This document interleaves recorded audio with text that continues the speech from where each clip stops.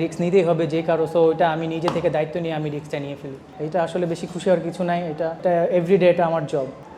প্রথমে ম্যাচটা জিততে পেরেছি, এটাই অনেক ভালো লাগতেছে। আর হলো যে ব্যাটিং অর্ডার নিয়ে এত চিন্তিত না আমি, আর আমি যেখানে ব্যাটিং করি সো আমি অনেক কনফিডেন্ট, ভালো করার ট্রাই করি।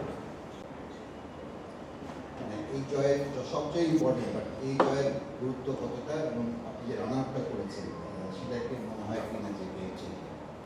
অবশ্যই, কারণ এখন আমরা আমরা উইন করেছি, সো অবশ্যই ফিলিংটা অনেক ইম্পর্টেন্ট আমাদের জন্য। আর এটা আসলে বেশি খুশি হওয়ার কিছু নাই, এটা এভরিডে এটা আমার জব।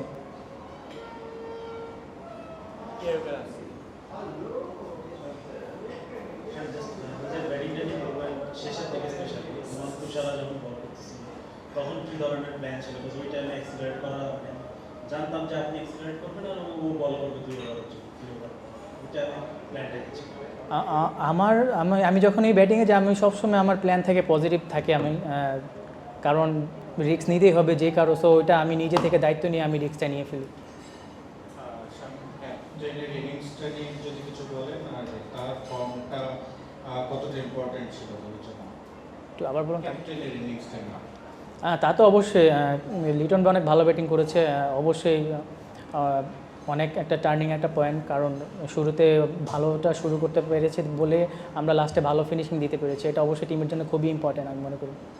শাহিন ভাই, যখন লিটন আর হৃদয় ম্যাচে ছিল তখন একটু স্লো হয়ে গেছিল খেলাটা, 12-13 ওভারের দিকে যখন আপনি আসেন তখন আসলে একটু স্লো চলছিল। ওই সময় আসলে কনভারসেশনটা কেমন হচ্ছিল? রানটা 180 হবে কিনা আপনারা ওই সময় কি মাঠে থেকে বুঝতে পারছিলেন?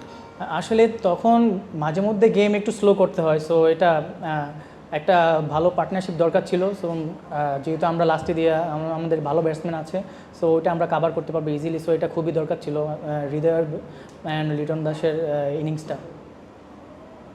শামিম ভাই, আপনার ব্যাটিং থেকে ব্যাটিংয়ে যে ধরনের আপনি ব্যাটিং করেন আসলে অনেকেই আসলে এমডি বিলিয়ার্স কথা মনে করে আসলে আপনি কি এমডিকেই ফলো করেন কিনা? আর আসলে যে সময় ব্যাটিংয়ে নেমেছিলেন আসলে দ্রুতই রান করেছেন, মাথার মাইন্ডসেট আপনার কী ছিল? অবশ্যই এভিডির ব্যাটিং পছন্দ করি পার্সোনালি আমি, আর হলো যে আমি সবসময় পজিটিভ থাকার ট্রাই করি। আর এই গেমটা টি-20 গেমটাই হলো পজিটিভনেস যত থাকবো আমি মনে করি তত ভালো। টেস্ট স্টুডেন্ট এসেছিল পরবর্তী আমরা পাইনি, ওয়ানডে যাকে সুযোগটা ছিল সিরিজ জয়ের, এখন টি-20তে সিরিজ জয়ের সুযোগ আছে, সিরিজ জয়টা আপনাদের জন্য কতটা ইম্পর্টেন্ট? আর ক্যাপ্টেনের ব্যাটের রান এটা আপনাদের আসলে সবাইকে ব্যাটিংয়ে কনফিডেন্স দিচ্ছে? অবশ্যই, যেহেতু কারণ আমরা ওডিআই সিরিজটা হেরে গেছি, সো এখন আমরা 1-1 জিতে আছি, সো এখনও সিরিজটা জেতার চান্স আছে আমাদের। সো আশা করি যদি ভালো করতে পারি অবশ্যই সিরিজটা জিততে পারবো ইনশাল্লাহ।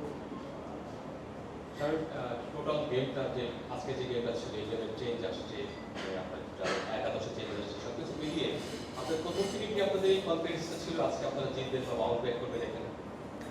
অবশ্যই কনফিডেন্স সবসময় থাকে, সো চেঞ্জ তো হয় মাঝে মধ্যে, ওটা টিমের ভালোর জন্যই ওটা করা হয়েছে, সো জিততে পেরেছি অবশ্যই খুবই ভালো লাগতেছে।